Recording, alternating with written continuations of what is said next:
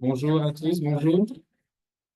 Merci d'être venus. Normalement, on devrait pouvoir nous entendre, vous devrez pouvoir nous entendre sur le Zoom.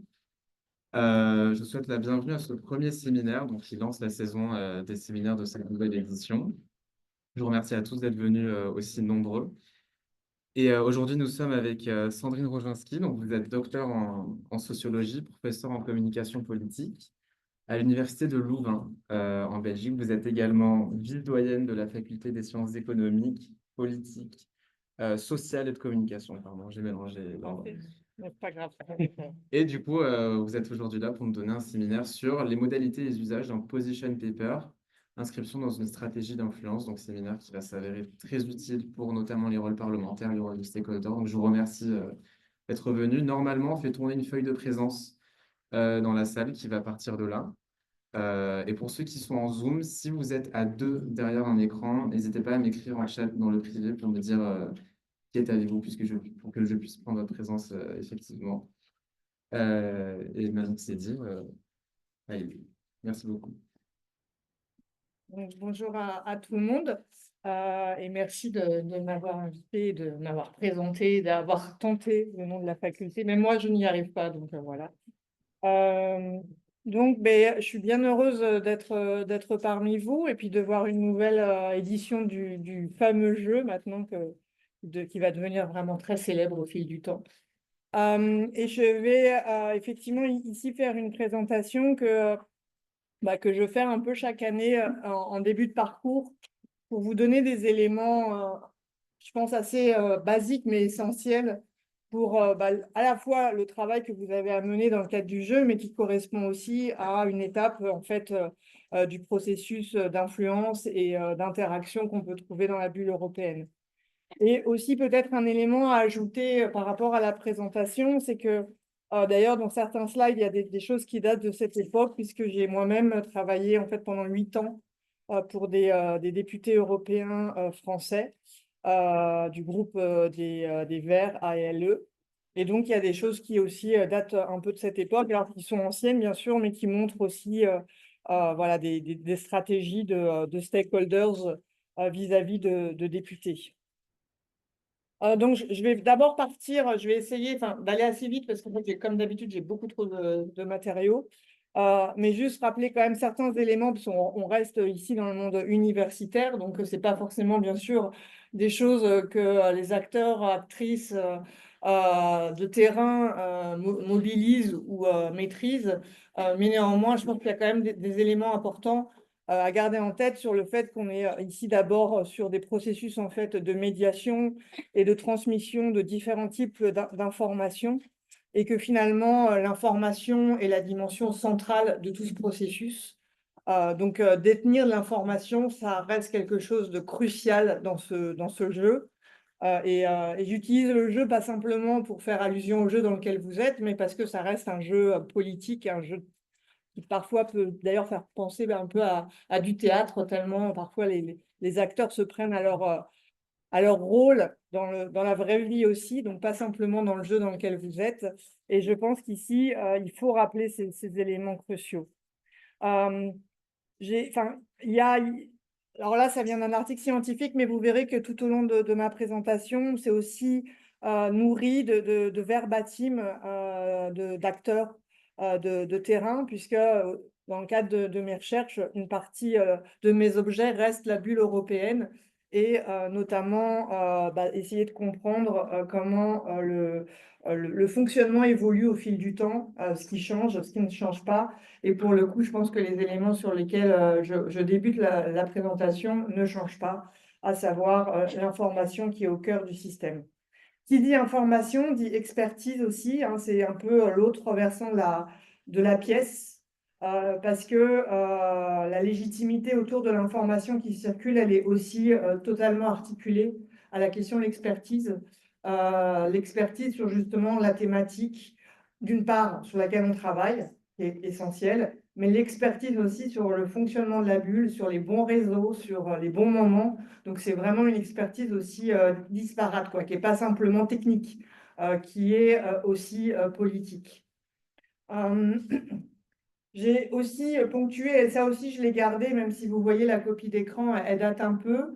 Elle date ici des élections européennes de 2019. Mais c'est aussi intéressant de voir que le Parlement européen, quand il fait ses campagnes de communication dans le cadre des élections européennes, va toujours essayer de rappeler c'est quoi un député, une députée européenne, c'est quoi le boulot d'un député.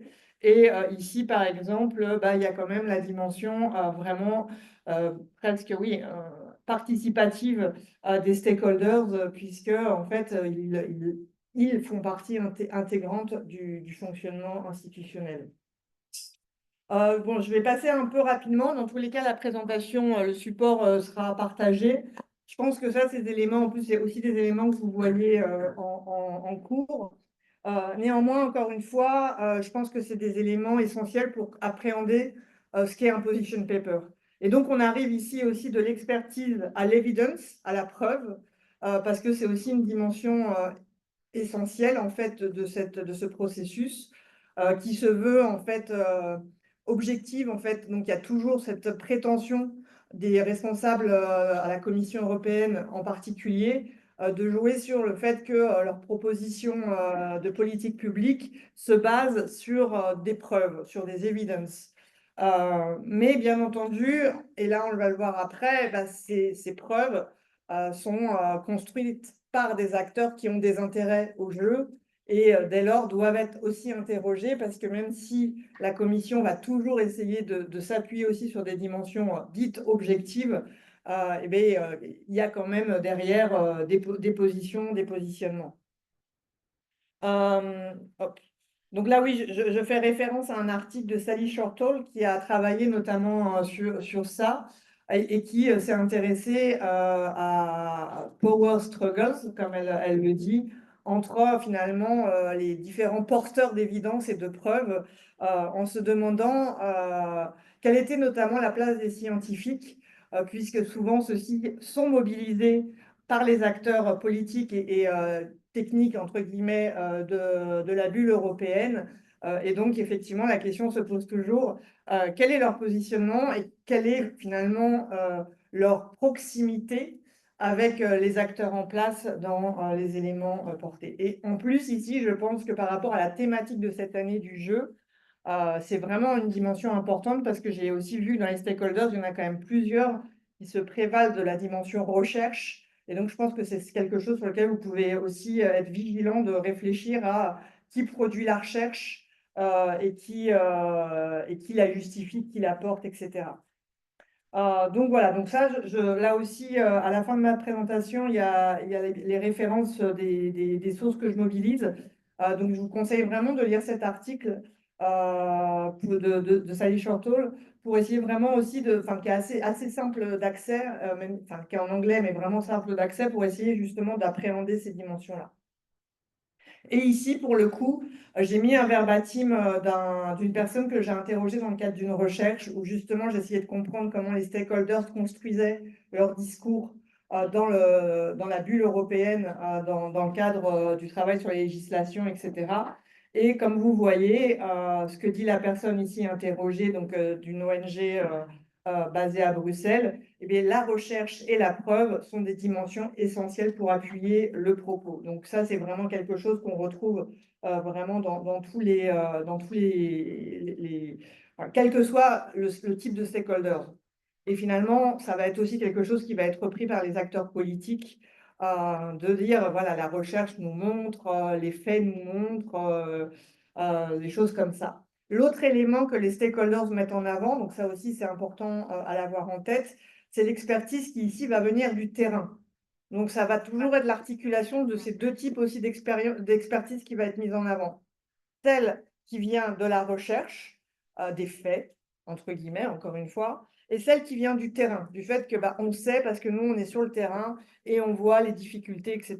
Et là aussi, c'est ce que dit ce verbatim, que finalement, pour construire expertise, c'est toujours aller vers les membres, notamment les membres nationaux des coalitions au niveau européen, qui permettent de donner du poids aux propos.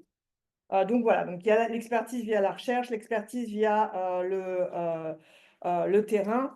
Et finalement, c'est ce qu'on va aussi appeler l'advocacy, donc qui est vraiment un terme qui est devenu, d'ailleurs, je trouve, en 15 ou 20 ans, c'est vraiment complètement généralisé, parce que quand moi j'ai travaillé dans les institutions européennes, c'était entre 2004 et 2012, et je trouve pas que le terme était autant employé qu'il l'est aujourd'hui, parce que dans les entretiens, justement, les acteurs vont dire advocacy, vont parler de plaidoyer.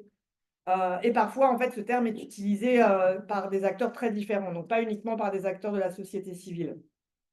Et donc, vous voyez, c'est mener des recherches, produire des preuves, établir des liens, coordonner, coopérer. Et pour moi, quelque part ici, c'est un peu le résumé de ce que disent les acteurs de terrain dans le cadre de ces entretiens, et c'est un peu le résumé ces éléments que vous devez faire. Et bien sûr, ça veut dire appréhender son sujet du bout des doigts. Et là aussi, hein, c'est quelqu'un ici, je pense, de l'ONG Finance Watch qui dit, voilà, recherche et plaidoyer, ça consiste à creuser un certain nombre de sujets, à les approfondir, à les développer, et développer un plaidoyer sur sur la base de cette recherche. Donc, c'est vraiment toujours des choses qu'on articule comme ça avant. Alors là, il y a un N qu'il faut voir, hein, il y a beaucoup de technicité, mais il y a aussi beaucoup de tactique. Et donc, c'est toujours aussi cette dimension de, à la fois, il faut maîtriser son sujet. Donc, vous, ça nécessite que vous maîtrisiez vraiment la thématique sur laquelle vous travaillez. Et à la fois, encore une fois, il faut maîtriser la manière dont les institutions fonctionnent. Donc là, je passe rapidement, mais ce que dit en fait la personne interrogée ici, c'est l'attention au vocabulaire. Le vocabulaire est en fait une arme presque de destruction massive parfois dans cet univers-là, où en fait on voit qu'il y a un travail très, très, très, très, très poussé sur les mots qu'on utilise, et arriver finalement à faire en sorte que les acteurs reprennent son vocabulaire, c'est déjà une première étape de succès. Donc ça, c'est peut-être quelque chose que vous devez aussi avoir en tête dans la stratégie que vous mettez en place. Et donc là, c'est notamment sur les questions de régulation financière. Et donc, quelqu'un qui vraiment a fait le constat, en fait, que si le mot de l'adversaire est utilisé pour cadrer le sujet, le combat est déjà un peu près perdu, en fait. Donc ça montre à quel point c'est important. Donc, encore une fois, c'est toujours Finance Watch, puisqu'effectivement, c'est une organisation que je connais un peu mieux dans cette bulle européenne, et donc qui est aussi intéressante à cet égard dans la construction de sa stratégie d'influence. Donc en gros, on retrouve quand même des choses assez classiques que vous avez certainement dû aussi voir en cours, et donc que vous pouvez tout à fait mobiliser, notamment autour de toute la littérature en sociologie des mouvements sociaux sur le répertoire d'action. Donc on voit vraiment qu'il y a différentes modalités qui fonctionnent. Il y a l'expertise, comme je disais, il y a l'appel au nombre qui reste quand même quelque chose de toujours, qui fonctionne toujours en fait. Et le recours à la morale, donc ça aussi c'est des éléments importants, je pense. Donc voilà, ici je vous renvoie un peu à ce que vous avez normalement vu dans différents cours au fil de votre formation. En tout cas, effectivement, l'idée que l'expertise en elle-même, elle est un enjeu de lutte. Donc elle n'est pas acquise, elle n'est pas donnée, elle est à conquérir quelque part, et elle est à démontrer. Et dans un position paper, c'est aussi ça en fait. C'est l'enjeu, c'est aussi de démontrer qu'on a une expertise et que celle-ci légitime le propos. Donc je pense que c'est aussi vraiment important de comprendre que l'expertise, elle est pas donnée, elle va pas de soi. Et c'est pas parce que, par exemple, vous avez été voilà, formé à un sujet, où vous êtes étudié, vous avez été diplômé sur même je sais pas moi, la stratégie militaire, bah, ça suffit pas en fait. Derrière, il faut démontrer. Et il y a toujours ce travail de démonstration. Et donc, on revient aussi sur des choses assez classiques que normalement, encore une fois, vous avez aussi touché du doigt dans différents cours, sur cette dimension de cadrage qui est vraiment importante. Et là aussi, ce que montre ce slide, c'est que le cadrage, il peut évoluer. Au sens où le cadrage, il va tenir compte de différents éléments, qui est le contexte du moment.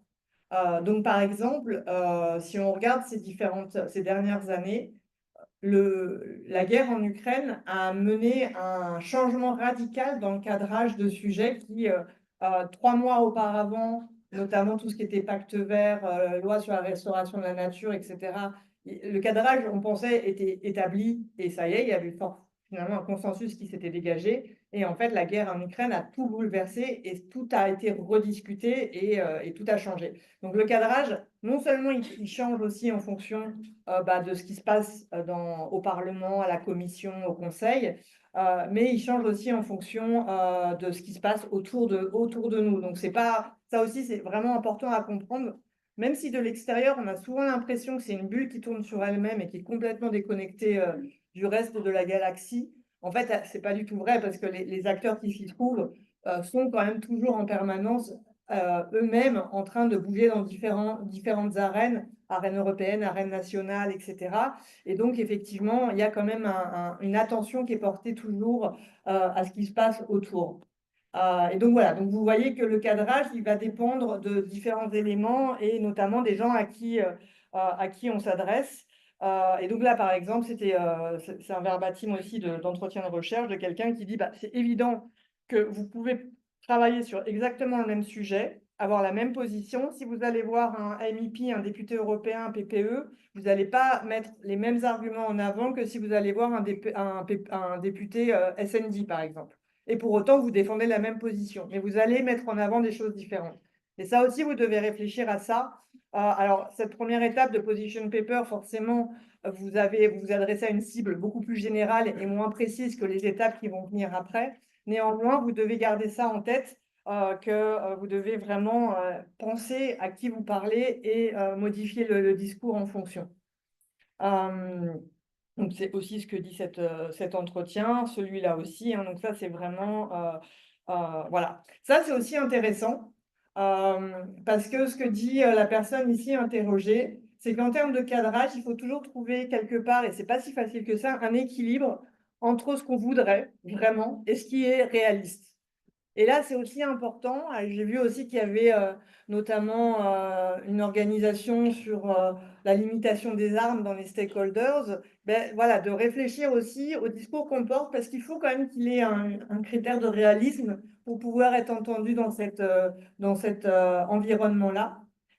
Et donc ça, je pense que c'est aussi un élément de bien, en fonction de l'acteur que vous êtes, quel qu'il soit d'ailleurs, de réfléchir sur quel est l'objectif vraiment central pour l'organisation ou pour l'acteur, mais en même temps, ce que vous pouvez dire en étant réaliste. Donc, vous n'affichez pas toutes vos,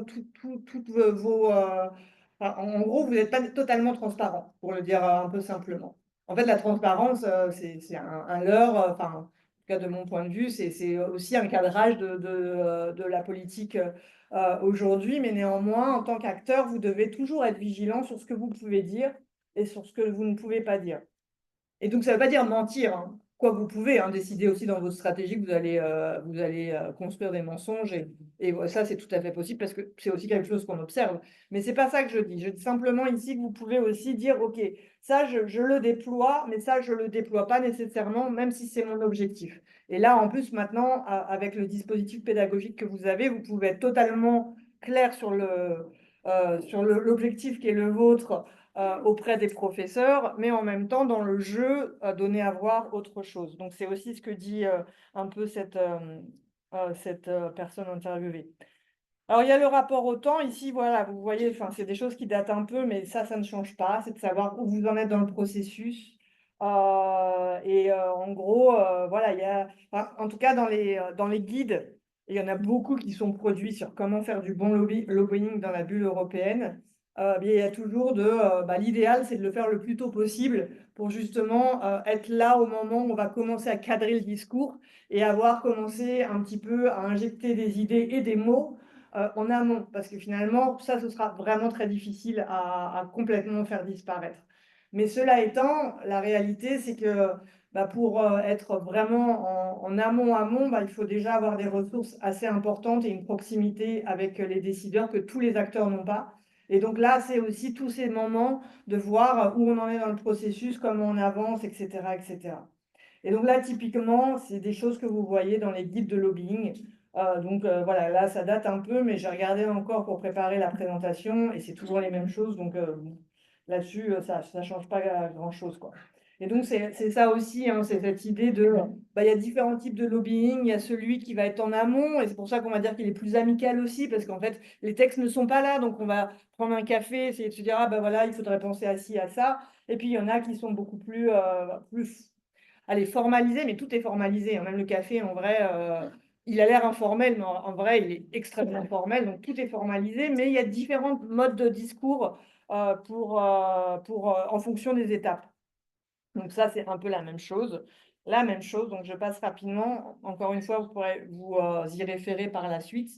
Euh, et là, oui, là, c'est vraiment intéressant aussi. Pour que j'ai laissé le verbatim de quelqu'un qui dit il y a une période où il fallait que tout le monde covidified le travail. En fait, il fallait adapter le discours au Covid. Donc, quoi que le sujet, peu importe le sujet sur lequel on travaillait, il fallait toujours montrer le lien avec la question Covid. Et je trouve que c'est vraiment quelque chose d'intéressant parce que effectivement, il y a ici, ce qui montre, ce qu'on on voit bien la prise en compte du contexte.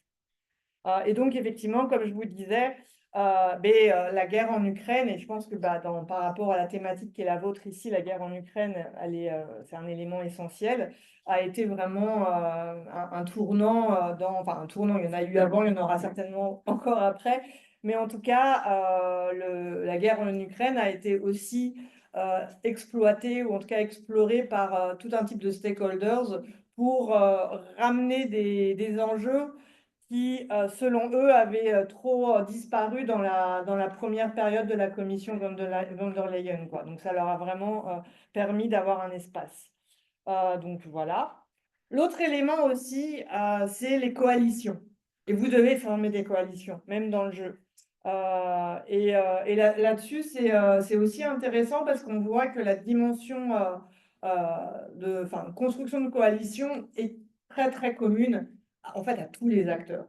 Alors, c'est vrai dans les institutions, en réalité, et même entre commissaires, etc., hein. Si un commissaire veut porter quelque chose, il a intérêt à essayer d'avoir le soutien d'autres commissaires pour qu'au moment du collège, il arrive à peser. C'est vrai, bien sûr, au Parlement européen, qui fonctionne, comme vous le savez, de manière totalement différente de l'Assemblée nationale française. Mais c'est vrai aussi, bien sûr, pour les stakeholders, et quels que soient les stakeholders. Donc, c'est vrai que dans la littérature scientifique, on s'est beaucoup d'abord intéressé aux ONG qui faisaient ça. Aussi parce que moins de ressources, donc vraiment nécessité de faire masse. Mais en réalité, c'est quelque chose qu'on trouve dans tous les secteurs. Donc là, encore une fois, vous pouvez regarder tout ça par la suite. Là, je vais avancer pour aller vers mon position paper. Ici, j'ai des copies d'écran, parfois qui là aussi, j'en ai mis d'autres par rapport à la thématique qui vous intéresse. Mais ici, par exemple, je trouve vraiment intéressant parce que ça, c'est un acteur vraiment significatif du lobbying à Bruxelles, la Copa-Cogeca sur les questions agricoles. Et là aussi, on voit la manière de construire des coalitions. Donc là, j'arrive sur le position paper plus précisément.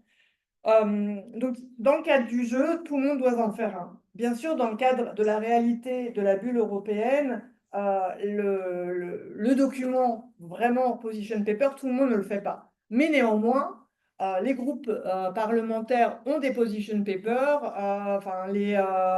Je pense que sans avoir encore ce mot, il y a toujours une réflexion de positionnement, bien sûr au Conseil et bien sûr à la Commission. Mais la formalisation telle que je vais vous la présenter maintenant, c'est justement dans ces guides de comment on fait du lobbying et comment on essaie d'influencer. Là, elle est plutôt pensée pour les stakeholders. Mais encore une fois, elle a une pertinence pour tous les acteurs. Et notamment au Parlement européen, où les groupes parlementaires sont en fait très disparates, parce que dans les groupes, on a des députés qui viennent de tous les pays et qui n'ont pas la même sensibilité politique sur les sujets. L'étape de construction d'un position paper d'un groupe politique est aussi importante parce qu'elle permet de voir est-ce qu'il y a des lignes rouges et quelles sont-elles, c'est quoi les consensus sur le sujet, etc., etc. Donc ici, c'est vraiment un point important. Donc là aussi, j'ai encore une fois ponctué ma présentation d'entretien de recherche. Et donc là, quelqu'un qui dit, en fait, nous, on fait de l'analyse de textes de réglementation, et de ça, on doit sortir 2 pages, parfois 2, parfois 50, mais dans tous les cas, il y a toujours un moment où il faut avoir un document court.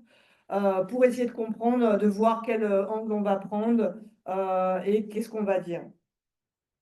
Donc, s'il y a un élément ici à se souvenir de ma présentation, c'est notamment ce slide-là, d'avoir un document qui est comme celui-là, qui est quand même pas trop long. Si vous êtes sur 80 pages, c'est déjà qu'il y a un souci. En fait, c'est un document où il n'y a pas de blabla. On va vraiment straight to the point. Donc, avec un objectif clair. Donc là aussi, il faut que vous réfléchissiez par rapport à quel rôle vous jouez et quel est votre objectif. C'est de faire attention à ne pas avoir un truc à tiroir où au final, on ne sait plus du tout ce que vous défendez.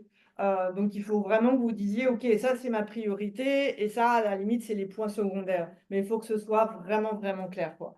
La structure doit être claire. Alors, on n'est bien sûr pas sur une dissertation à la française, hein, c'est un autre type de structure, mais néanmoins, tout aussi travaillée et claire, parce que la structure, elle est décisive.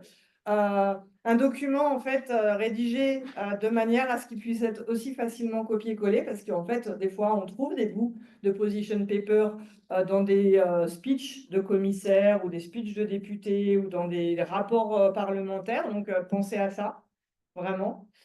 Donc, vous pouvez réfléchir à quelques phrases clés que vous voudriez voir reprises par d'autres acteurs.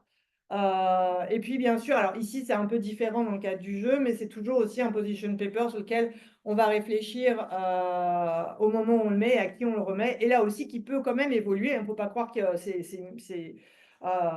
mis dans le marbre et ça ne bouge plus, mais il y a toujours quand même un document qui va être le premier document, qui va être le document un peu central. Et après, là-dessus, il y aura des adaptations aussi en fonction de l'évolution du débat parlementaire, de la situation à la Commission, du positionnement des États au Conseil, etc.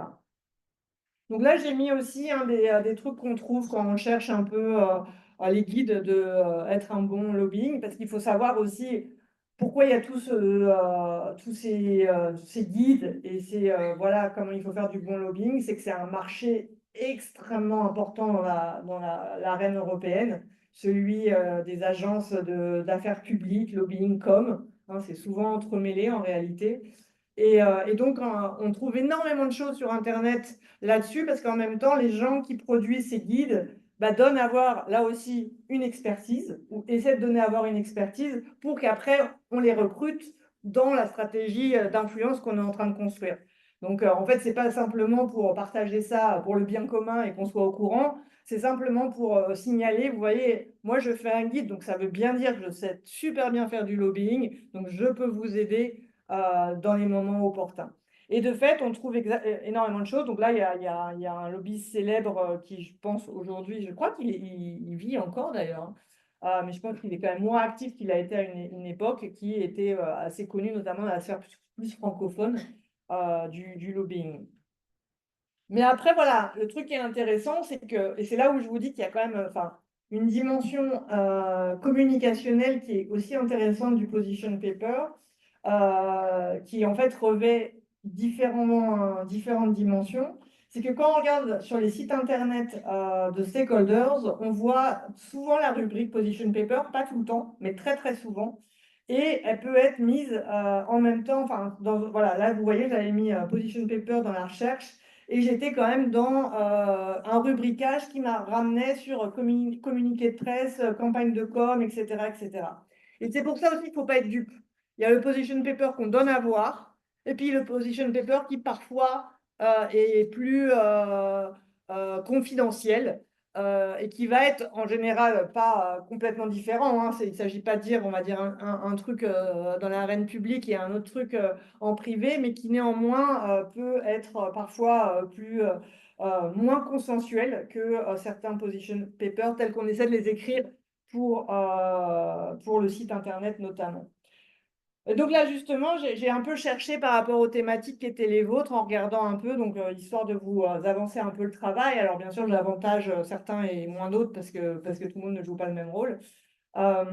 Mais c'est en tout cas pour vous montrer aussi que tous les acteurs utilisent ne serait-ce que ce vocabulaire de position paper. Et donc là, vous en avez un, il y a cet acteur qui est joué. Et donc, vous en avez toute une série. Alors là aussi, puisqu'il y a notamment les États-Unis qui sont joués aussi, bah, vous voyez que même ici, la Chambre de commerce américaine va aussi produire son position paper. Et donc, moi, ici, je vous ai fait des captures d'écran, mais chaque fois, vous pouvez chaque fois télécharger. Donc, là aussi, mon conseil, c'est que vous avez quand même intérêt, même si vous n'êtes pas l'acteur en question, d'aller voir quand même ces différents position papers, parce que le vôtre, enfin, c'est argument contre argument, quoi. Vous construisez votre position paper aussi en anticipant ce que vont dire les autres.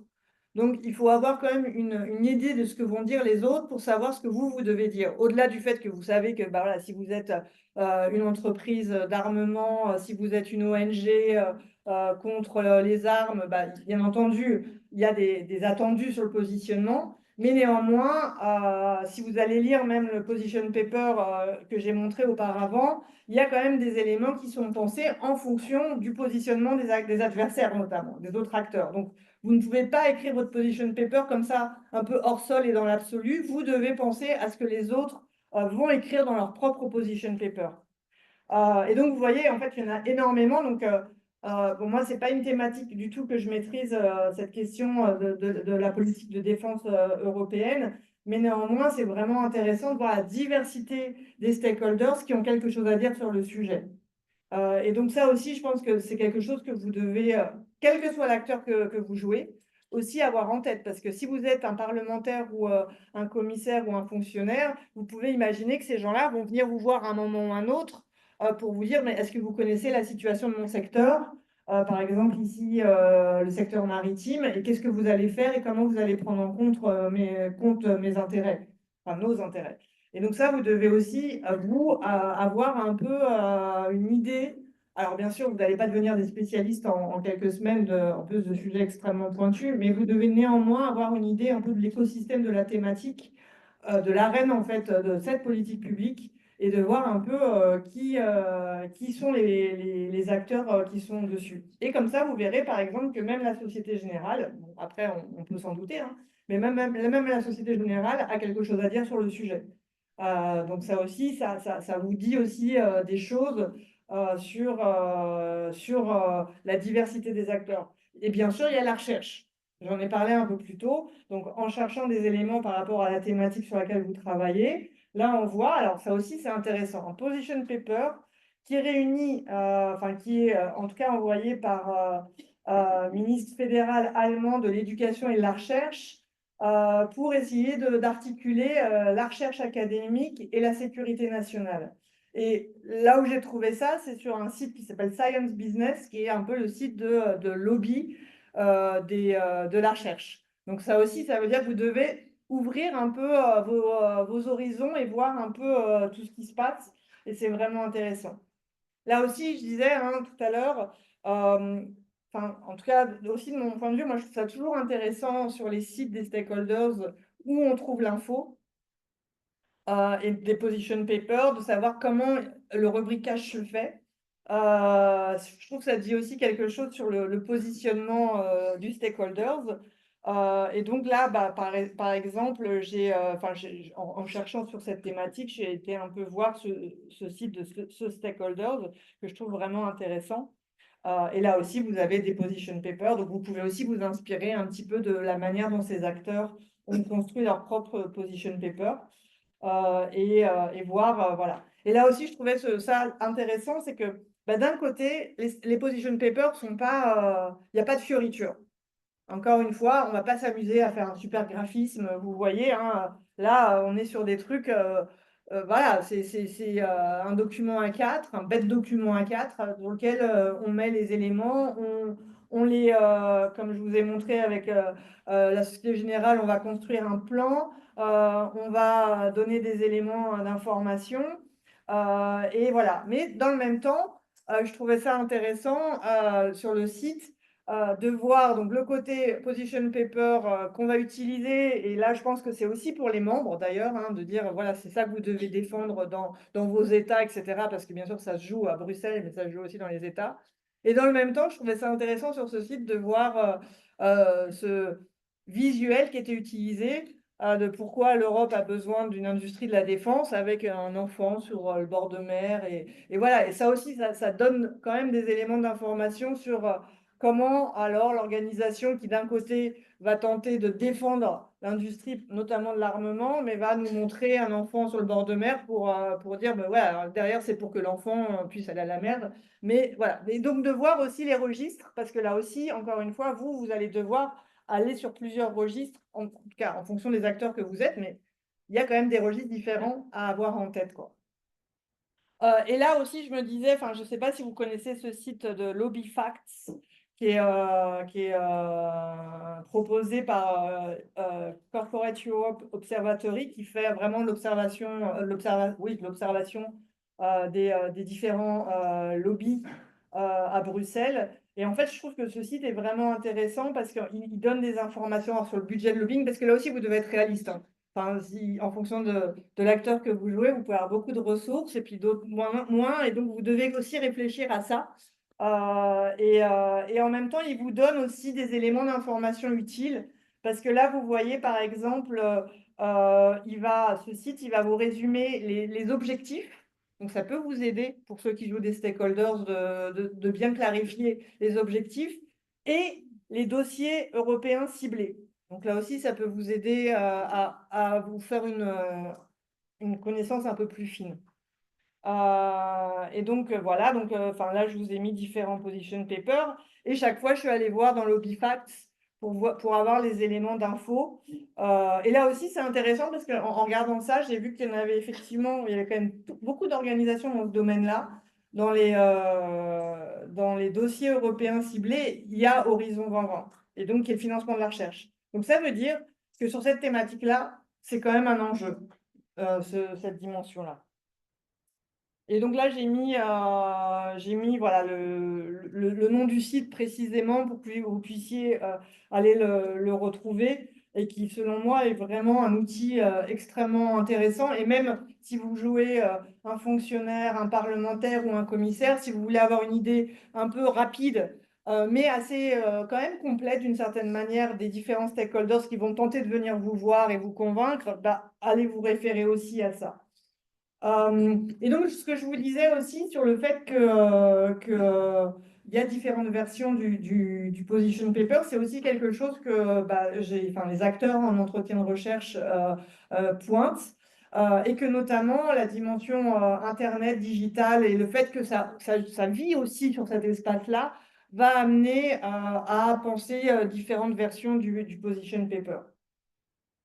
Et donc, si je reviens sur les choses que les guides de lobbyistes, hein, on va vous dire, l'argumentaire général, c'est d'abord stating your position and stating your argument. Et c'est vraiment les deux éléments et vous devez les distinguer. Enfin, ça doit être clair.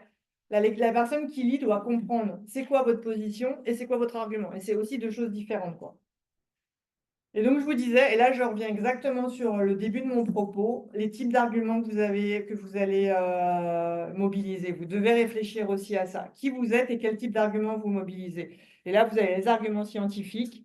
Alors, les arguments d'efficacité, la Commission européenne, maintenant, fait toujours des études d'impact avant quelques propositions de politique publique que ce soit.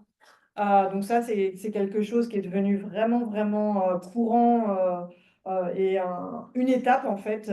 Alors là aussi, hein, toutes ces étapes-là sont en jeu de lutte, en réalité, hein, parce que l'étude d'impact, et on le voit sur plein de sujets, en fait, elle fait enfin, jamais, j'allais dire rarement, mais je pense jamais totalement consensus, en réalité.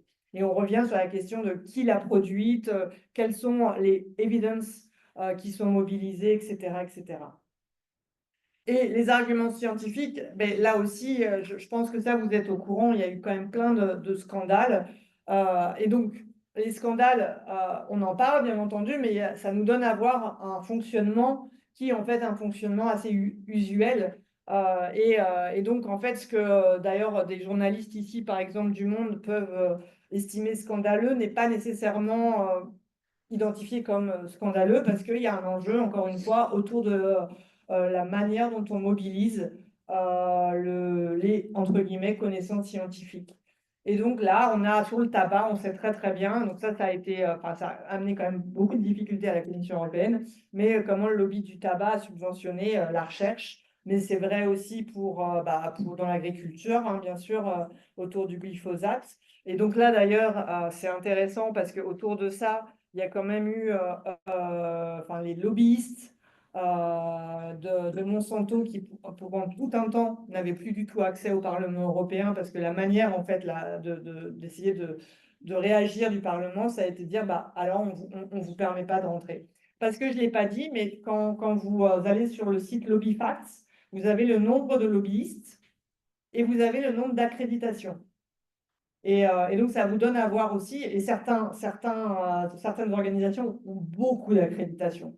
Et l'accréditation, ça veut dire quoi? Ça veut dire que l'accès au Parlement est exactement le même que pour du staff ou quoi que ce soit, en fait, hein. C'est qu'il n'y a pas besoin de demander à un député d'être invité, etc., etc. Vous avez accès comme vous voulez, quand vous voulez, et vous n'avez pas à justifier, quoi. Donc, en fait, c'est extrêmement important. Donc, ça aussi, c'est quelque chose, voilà. Et donc là aussi, hein, enfin, je trouve que ce titre est intéressant, quoi, sur les failles de l'expertise européenne. Donc là aussi, hein, ça donne à voir hein, qu'en fait, il y a quand même des enjeux de lutte autour de l'expertise. Et comme je vous disais, le position paper, c'est la colonne vertébrale, quelque part. Mais après, ça va se déployer. Et ça va se déployer à l'occasion de témoignages d'auditions publiques, de discours, communiqués de presse, etc., etc. Et donc là, si je passe, bah, par exemple, ça va se déployer comme ici. Ça, c'est un exemple autour de... Là, ça date de l'époque où j'étais au Parlement européen. De documents qui ici sont produits par un groupe financier allemand qui va réagir à des propositions sur une régulation et donc qui va aller dans le détail. Mais encore une fois, le position paper a été le premier point pour ça. Là aussi, c'est intéressant parce qu'il y a quelques années, Copa Cogeca, dont je vous parlais, en fait, a fait aussi couler de langue parce qu'on a parlé de sa stratégie de lobbying qui était très, très intense. Et il y a ce document interne qui alors a circulé via Politico notamment. Donc, je l'ai laissé parce que même si vous ne travaillez pas sur l'agriculture et que ça date, en fait, ça vous donne à voir comment on pense la stratégie. Donc, ici, c'est la stratégie pour modifier des amendements. Donc, c'est vraiment ça. Donc, l'objectif, c'est de rendre les députés et le public conscients que finalement, les ambitions de la Commission européenne sont irréalistes. En gros, c'était ça, quoi. Et donc là, on voit qu'il y a deux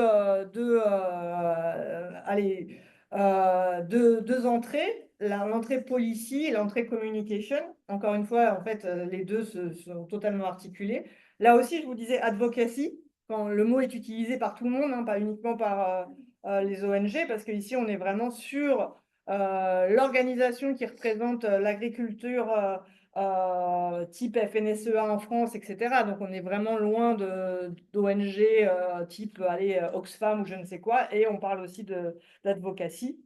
Et donc là, on a vraiment toute leur stratégie, et c'était autour du vote sur ce qu'on appelait le Farm to Fork stratégie, donc de la ferme à l'assiette, en fait.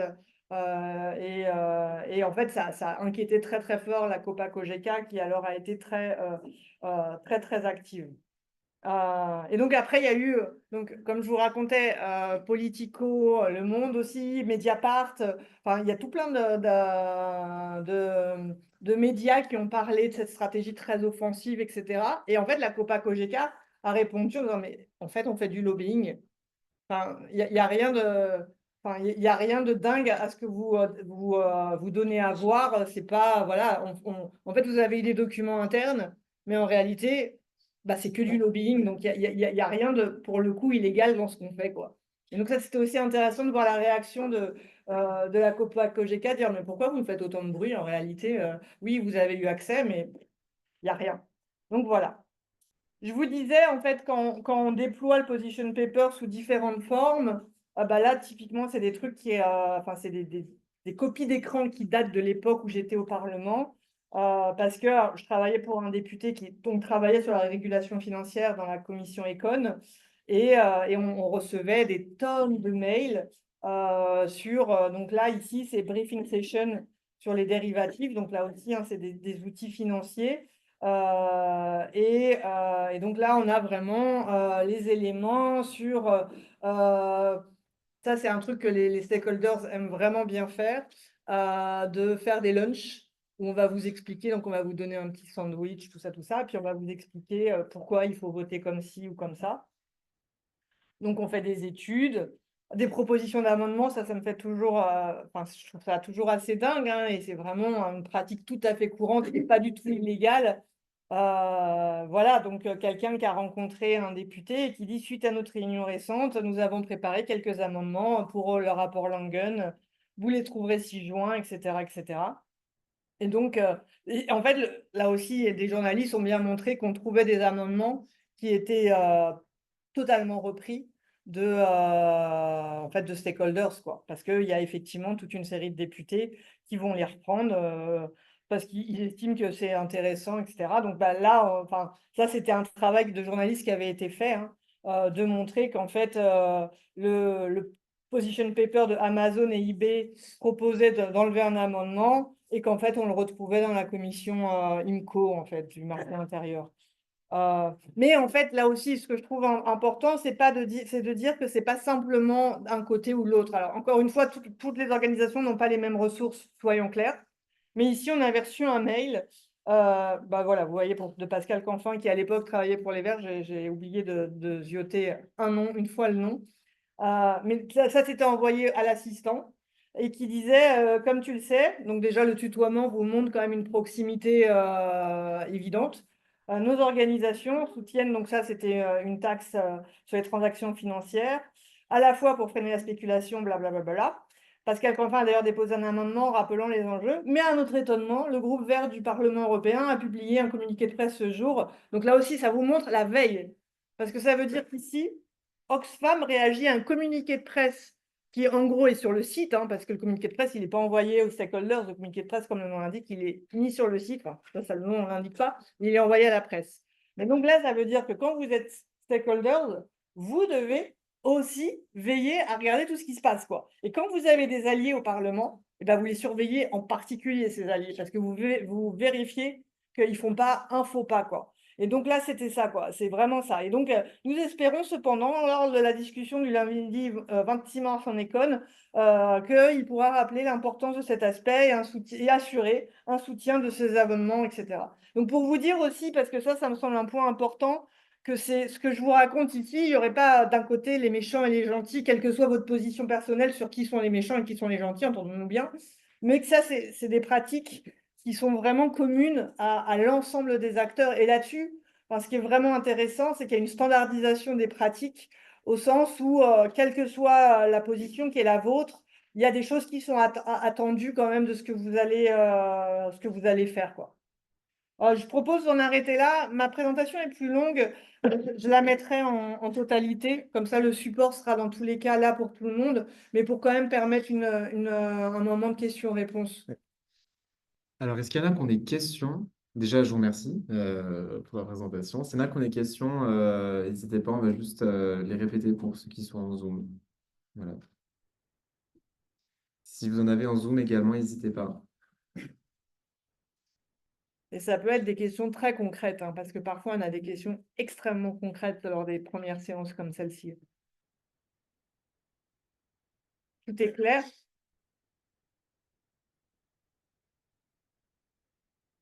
Vous savez ce que vous allez faire, comment vous allez faire, comment aller chercher les infos. Ah, une question là-bas. Par rapport au discours dont vous avez parlé sur ce qu'on va dire et ce qu'on peut peut-être garder pour nous, garder plus sur par rapport au position paper, en fait, est-ce qu'on doit continuer ce double discours ou est-ce que là, on parle vraiment franchement de ce qu'on veut faire comme objectif? Mais il me semble. Je vais juste répéter la question Ouais, pour ceux en Zoom. Donc, la question, c'était par rapport au double discours sur ce qu'on doit dire ou ce qu'on ne peut pas dire. Est-ce que justement, dans un position paper, on dit tout ou est-ce qu'il y a quand même cette part de secret? Mais on dit pas tout, encore une fois, parce qu'il y a quand même la contrainte de réalisme de devoir convaincre des gens qui ne sont pas convaincus. Et donc, ces gens-là, ben, on sait que si, pour le dire très, très simplement, si notre seul objectif, c'est le chiffre d'affaires des entreprises du secteur et qu'on dit, en vrai, notre seul objectif ici, c'est le chiffre d'affaires des entreprises du secteur, ça ne va pas fonctionner. Mais entendons-nous bien, pour toute une série d'acteurs, ça peut être au final le premier objectif. Et donc là, par contre, ce qu'on va mettre en avant, c'est l'emploi, c'est la compétition internationale, c'est la croissance. Donc c'est ça que je veux dire. Et bon, là, je prends un exemple caricatural pour essayer d'expliciter ce que je voulais dire tout à l'heure. Il y a toujours une forme de double discours, mais qui participe du jeu politique aussi, en fait, quoi, de se dire, mais il y a des contraintes, on prend en compte les contraintes, et le position paper donne à voir notre positionnement et nos arguments dans un monde de contraintes. Donc, effectivement, ça veut dire que, par exemple, si vous êtes la coalition contre les armes, vous devez aussi prendre en compte qu'on est dans un monde incertain, qu'il y a la guerre en Ukraine et que, voilà. Et donc, vous ne pouvez pas dire juste, nous, on veut la paix parce que la paix, c'est mieux que la guerre. Vous devez derrière aussi dire, OK, à qui je m'adresse et quels arguments je mets en avant et qu'est-ce que je veux dire encore une fois, d'une forme de réalisme quand même. Mais enfin, le truc, c'est que double discours, faut pas l'entendre au sens mensonge nécessairement ou quoi. C'est vraiment au sens où jouer le jeu et savoir à qui on s'adresse. Et encore une fois, un position paper, vous pensez toujours à qui vous l'adressez au final. Et vous l'adressez à la fois aux décideurs, qu'ils soient fonctionnaires, parlementaires, commissaires, etc., ou État, ministres et tout. Mais vous avez aussi en tête qu'en face de vous, vous devez convaincre d'autres stakeholders quelque part. Parce que derrière, vous construisez le consensus. Et donc, pour construire le consensus, vous ne pouvez pas non plus arriver en disant « ça, c'est ma position, elle est jusqu'au boutiste, et c'est ça ou rien ». En fait, vous devez quand même aussi ouvrir des ponts à la construction du compromis.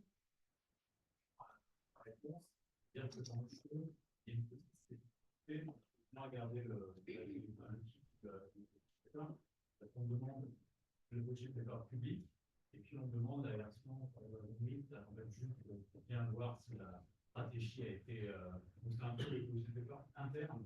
Là, qui est que justement, ça circule plutôt au sein des staffs. On envoie la ligne d'action, mais voilà, on va partir sur plusieurs arguments. Il y en a un qu'on va mettre particulièrement en avant. On va négocier sur plusieurs points, mais il y a un point qui vous est particulièrement qui est parti en sortie sur lequel on veut faire là, non plus, il y aura les deux pour que le jury puisse voir la efficace, pertinent par rapport au système de contraintes que de la stratégie. Et un des trucs, je prends votre question, mais un des trucs aussi importants, c'est sachant que vous jouez des vraies personnes, des personnes qui existent, quoi. On n'est pas dans un monde fictif. Vous devez aussi voir la trajectoire de quelque part tous les acteurs du jeu. Au sens où, par exemple, je vous parlais du tabac ou de Monsanto, mais on le sait aussi, le système en fait des portes coulissantes, comme on dit, de gens qui passent d'un secteur à un autre, et d'une proximité qui est aussi une proximité un peu de camaraderie, quoi. Ce serait un peu comme si, quand vous quittez Sciences Po Ex, il y a l'association des anciens des alumni de Sciences Po Ex, et vous allez possiblement, si vous vous retrouvez à Bruxelles, ça va jouer dans la proximité que vous allez construire avec des acteurs divers et variés. Et ça, vous devez regarder parce que c'est aussi une réalité de se dire, il y a des gens qui, par exemple, travaillent à la commission, mais sont passés un moment dans le secteur de l'industrie ou des choses comme ça, ou une formation d'ingénieur, donc il y a des choses qui vont leur parler. Et ça, vous devez le prendre en compte aussi dans la stratégie que vous construisez.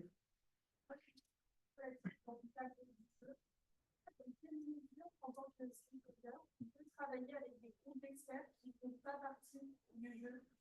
Et donc, du coup, un petit peu mentir sur, par exemple, j'ai pu échanger avec ce groupe d'experts qui ne fait pas partie du jeu, donc c'est faux. Et du coup, de là, se baser sur des rapports que des groupes d'experts extérieurs au jeu ont pu publier et qui peuvent être intéressants pour appuyer notre travail des affaires. Alors, je répète juste la question. Dans le cadre du jeu, si vous jouez un stakeholder, est-ce que vous pouvez faire comme si vous travailliez avec des experts qui ne sont pas dans le jeu? Et donc, dans ce cas-là, si j'ai bien compris, citer des rapports qui ont été faits par des personnes qui ne sont pas dans le jeu de l'extérieur. Alors moi, je ne suis pas maître du jeu, donc on laissera le maître du jeu nous donner sa réponse. Selon moi, si vous citez des vrais rapports de vrais groupes d'experts, c'est très bien parce que ça montre que vous avez fait l'analyse de l'écosystème dans lequel vous vous situez et que, bien entendu, par rapport au nombre d'étudiants que vous êtes, etc., tous les acteurs ne peuvent pas être représentés. À partir du moment où c'est des choses réelles et que vous dites, voilà, moi j'ai rencontré le groupe expert qui existe là et qui a produit tel rapport, selon moi, vous pouvez tout à fait le mobiliser, mais il faut l'accord du maître du jeu. Alors, on a le maître du jeu dans la salle. Des questions qui sont déjà posées dans les éditions antérieures. On peut utiliser de toutes les manières l'ensemble des données qui sont disponibles, y compris celles qui sont dites voilà, par les vrais acteurs, enfin les acteurs qui sont dans le jeu. Et de toutes les manières, ce qu'on va regarder avec le jury, c'est la façon dont la configuration du jeu lui-même, pas du jeu à recette, mais du jeu lui-même, c'est-à-dire les rôles qui portent le dossier, comment est orienté à la consultation, etc. Comment c'est pris en compte ça, voilà, vous pouvez typiquement aller chercher des outils, des données, des arguments, etc. dans votre propre rôle dans la réalité, mais l'idée, c'est qu'il faudra évidemment l'adapter à la configuration spécifique du jeu. Voilà. Donc, toujours ces petites améliorations, ces petits ajustements qui montrent qu'on n'est pas juste dans le copier-coller. D'ailleurs, ça me fait bon avec ce que tu disais tout à l'heure, Sandrine. Il y a un site qui s'appelle Copy-Paste qui t'aide à chercher les copier-coller dans les amendements. C'est vraiment intéressant. Donc, voilà, vous pouvez tout à fait prendre tout ce qui fait vent, j'allais dire, pour produire votre position bien argumentative, mais il va falloir penser à l'adapter au périmètre spécifique des rôles du jeu, parce qu'il n'y a pas 50 000 personnes qui jouent. Donc, pour répondre pour ceux qui n'ont pas entendu, oui, vous pouvez utiliser les données que vous voulez de l'extérieur tant que vous les utilisez bien. Voilà, dans leur contexte. Dans la configuration du jeu, Est-ce qu'on a d'autres questions? En ligne, est-ce qu'il y a des questions? Non, toujours pas. Oui. Est-ce qu'il doit rédiger un pré-question après avoir visité, après que le login soit visité, on doit quand même le rédiger avant, faire que le login est visité. Alors, la question, c'est est-ce qu'en tant que pays, on rédige son preposition paper avant ou après que les lobbies soient venus consulter? Mais dans le cadre du jeu, de toute façon, on rédige avant, mais même dans la réalité, enfin, je veux dire, là aussi, ça nécessite de connaître des éléments du pays, mais il y a des enjeux et selon qu'on est, par exemple, une grande puissance militaire ou pas, les enjeux vont pas se présenter de la même manière. Donc, il y a déjà des éléments que vous avez et pour le coup, dans le jeu réel, hein, les acteurs savent sur quel... alors, bien sûr, il y a les acteurs de l'État enfin, qui sont très présents dans l'État, qui vont jouer. Donc, par exemple, sur la question agricole, typiquement, la France, le gouvernement français est toujours très proche de la FNSEA. Donc, ça, on sait que c'est un relais, etc., etc. Mais au-delà de ça, on sait un peu le positionnement des États en fonction du gouvernement au moment de la discussion, et puis en fonction de l'historique, parce qu'il y a quand même des cultures d'État et il y a des positionnements historiques sur les enjeux. Typiquement, le cas de l'Allemagne est vraiment intéressant parce que jusqu'à la guerre, enfin, la guerre en Ukraine plutôt a amené un repositionnement d'un État qui justement voulait pas, par son histoire et par voilà, plein d'éléments, la question de donner de l'argent pour l'armement d'un pays hôte, enfin un allié, était extrêmement improbable. Et l'Ukraine est venue rebattre les cartes de ça. Et donc ça veut dire que, par exemple, si vous jouez l'Allemagne, vous devez être au courant de ça, donc vous devez aussi lire sur le pays que vous incarnez, comprendre un peu les éléments. Typiquement, moi qui viens de la Belgique sur cette thématique, c'est le fédéral, mais il y a eu d'autres thématiques qui ont été dans les éditions précédentes du jeu, où là, c'était au niveau des régions, enfin, vu que c'est un pays ultra fédéralisé, et ça nécessitait que les étudiants comprennent ce fonctionnement-là pour savoir quel positionnement ils prenaient et qui ils jouaient, quoi. Donc, si vous êtes un État, vous devez travailler en amont déjà de comprendre c'est quoi le positionnement de l'État, c'est quoi les stakeholders clés dans le pays qui participent à définir la position de l'État, Voilà, tous ces éléments-là. Donc, à la fois à court terme, donc le gouvernement du moment, etc., mais aussi à moyen et long terme, en faisant un peu un historique balayage pour voir, OK, ça a été quoi la position du pays au fil des décennies, quoi. Mais en vrai, tout le monde a déjà une préposition. Enfin, je veux dire, après, le jeu, et c'est ce que vous faites, c'est d'essayer d'influencer les uns les autres et de possiblement évoluer dans votre réflexion. Si vous évoluez dans votre réflexion, ça veut dire que les autres partenaires du jeu ont été super bons parce qu'ils vous ont fait évoluer dans votre réflexion. Mais rigoureusement, tout le monde a une préposition et c'est déjà un peu voilà, ce qu'il ou elle veut, quoi. Ouais, ils sont là. On va prendre une dernière question.